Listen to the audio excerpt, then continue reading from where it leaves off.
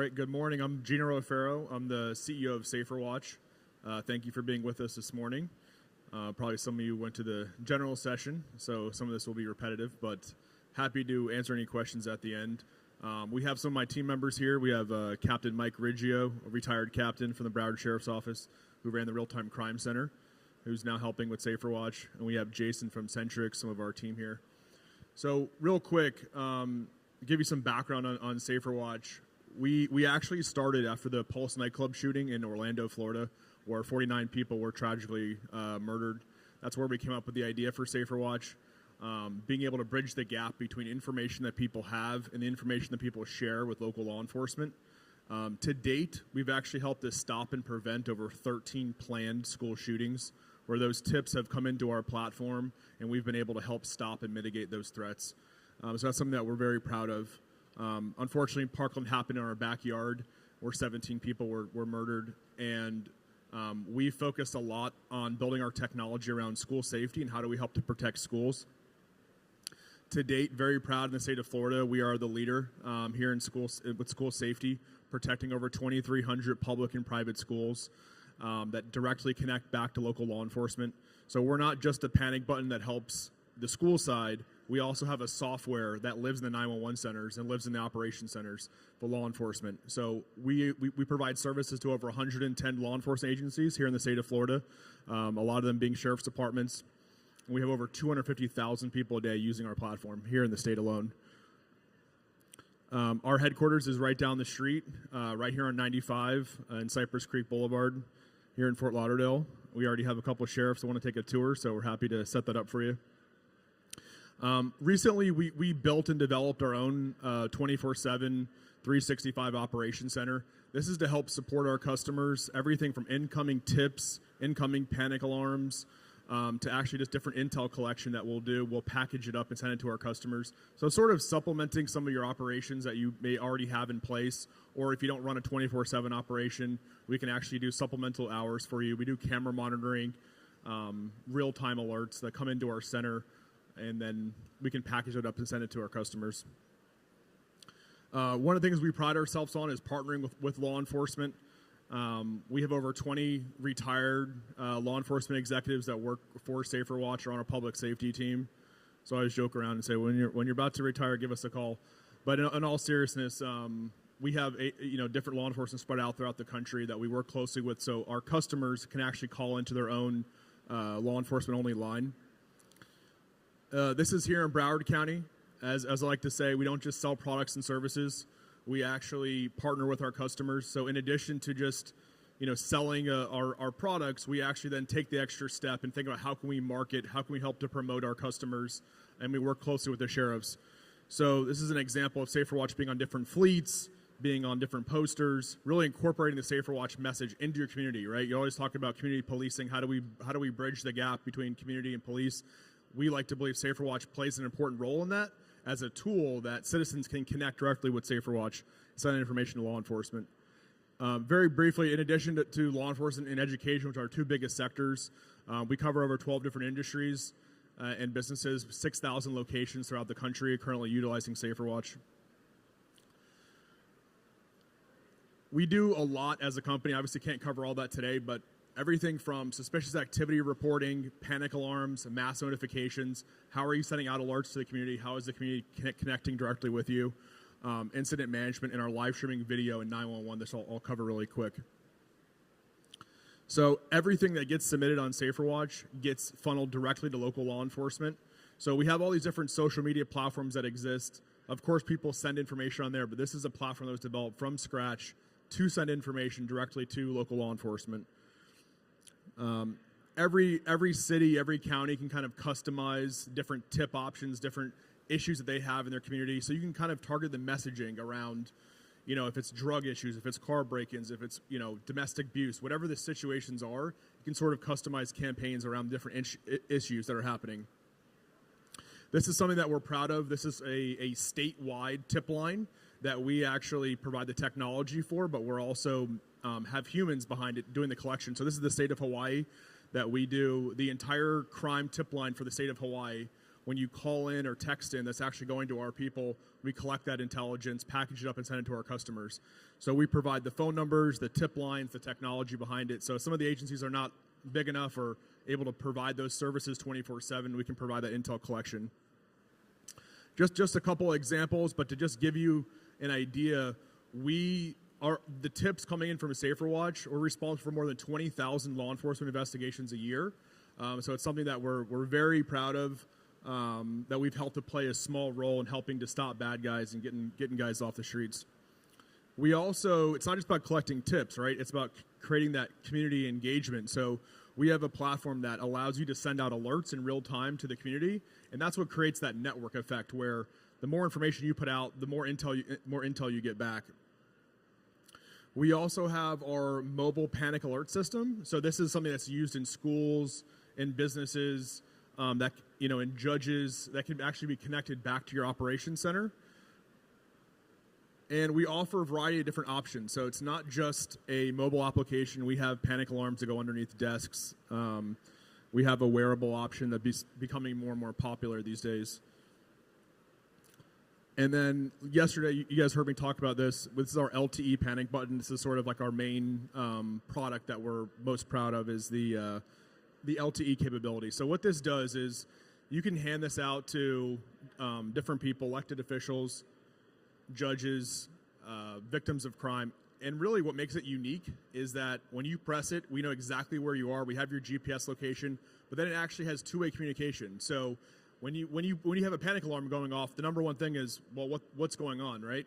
This actually gives you audio into what's happening, and you can get context as you guys are arriving to a scene or as the situation's unfolding. So that's how we really think this is unique. We have a variety of different types of customers, and the nice thing is this can travel anywhere in the United States, or it can be something that you guys can customize that only works within your counties. So you can pick and choose how this device works, but it has the capability to go anywhere in the United States. Partly due to our relationship with Verizon and AT&T, that you can actually connect this anywhere. Just kind of giving you an example of how it works. Every device has a speaker, it has a microphone. It's very simple to use. You press and hold it for 3 seconds.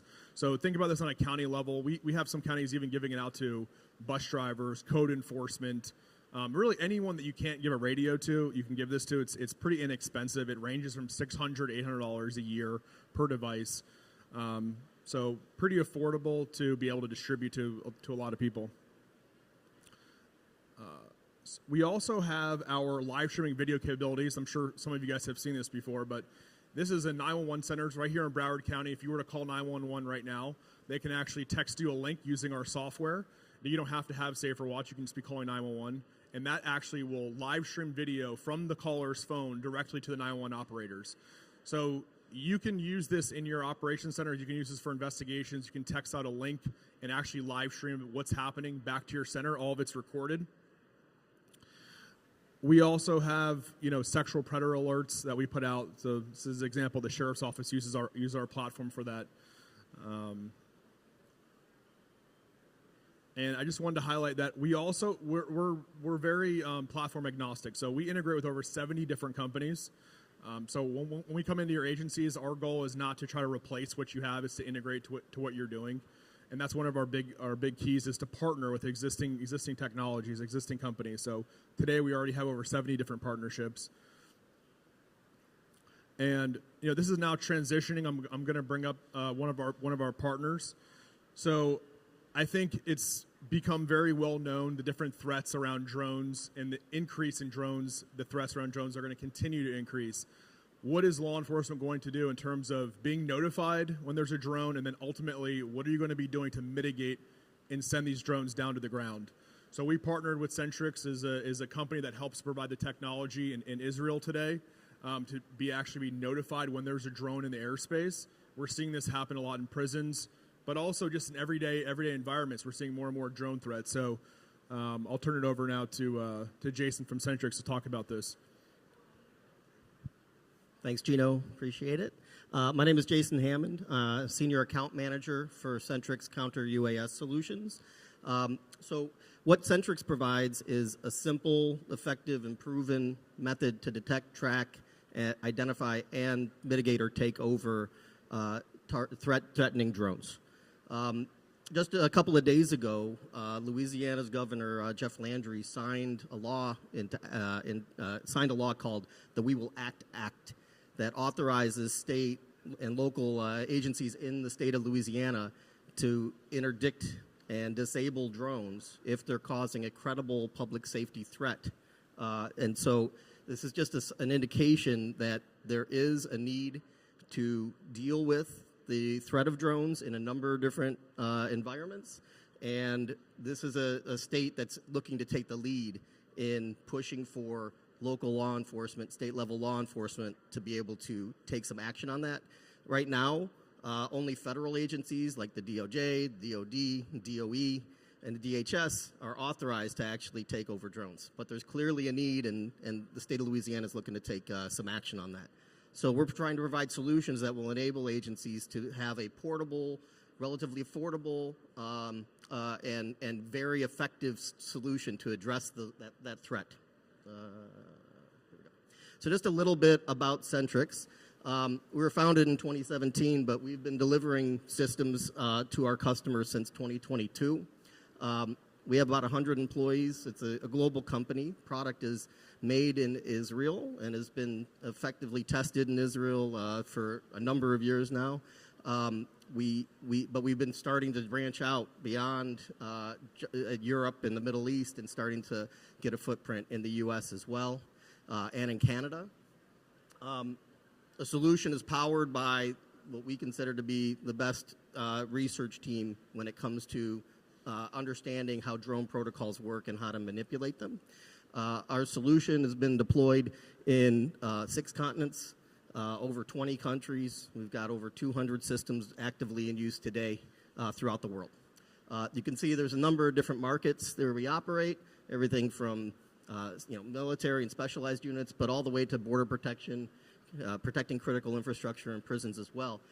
Some of the use cases are about allowing local agencies and state-level agencies to operate their own drones in order to be able to do what their missions are without being concerned about interference from hobbyists. And a lot of the threat actually comes from people who are just ignorant of what the laws are around flying their own drones. So we are providing a mechanism for those agencies to have that awareness. And again, if there's a threat, a credible threat, then maybe they can actually take the initiative to take over those drones as well. So what we provide from an effective level initially is detection, right? So very easily and very efficiently and quickly being able to detect the presence of a drone, provide information about the drone's location, altitude, all the telemetry, what speed it's operating at, what direction the camera might be pointing in. This becomes a very important piece of information for critical infrastructure and border protection. For example, with border protection, if you are concerned that the bad guys are keeping an eye on your agents and know where they are, they might be able to use a drone to get that information, that surveillance information, then direct the coyotes on the ground to go in a different direction. We can provide that awareness that there's this camera that from this drone is pointing in this direction. It's looking at your agents over there. Now you need to be able to use that information to get that information to the agent so they can respond to it. We can also uniquely identify the drones. So if we're seeing the same drone over and over and over the course of several days, we're getting the serial number of the drone from the feed that we're picking up. And it's a completely RF-based system. There's no radar, there's no camera, there's no other tripod sensor. We're literally reading the same signal that a drone operator using a remote control would be getting information from the drone to operate it. And we're just able to interdict, to get into the protocol in order to grab that data and present it to operators of our system.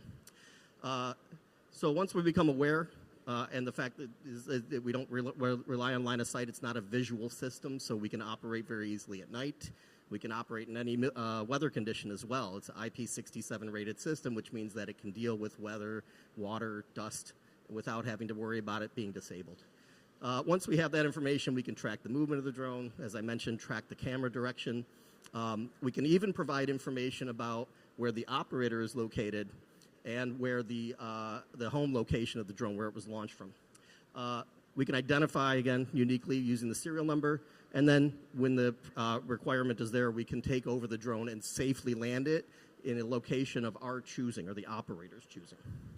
So this is a game-changing solution that provides a tool that local law enforcement, state-level law enforcement really need. We have best-in-class protocol analytics. That means that we can work with the current and new versions of protocols that are coming out to deal with the threat, getting ahead of the threat before it becomes problematic for our customers. I'm happy to take any questions that you have after the meeting or after the presentation, and I really appreciate your time, and I really appreciate SaferWatch for working with us and supporting us out here today. Thank you very much. Thank you, Jason. So if you guys want to come at 1:45 tomorrow, we're actually doing a live presentation literally right here on the roof of the convention center. We had to get all sorts of special approvals to be able to do it, but we're going to be launching drones from all different parts of the county, and then this system is going to be actually on the roof, and we're going to be able to detect when drones are launched, and depending on who's with us, we can essentially look at those different feeds and be able to tell you where they are. So up to 10 kilometers away, we can detect drones, and up to 2 kilometers within the location of where this device is, we can actually mitigate the drone. So we can take over the drone, we can safely land the drone. So it's pretty cool technology, and we believe it's part of the future that, how are we going to be outpacing the threats of these drones? So that's why we think it's important to be involved in this sector. So happy to answer any questions, and thank you guys for listening for SaferWatch. Appreciate it.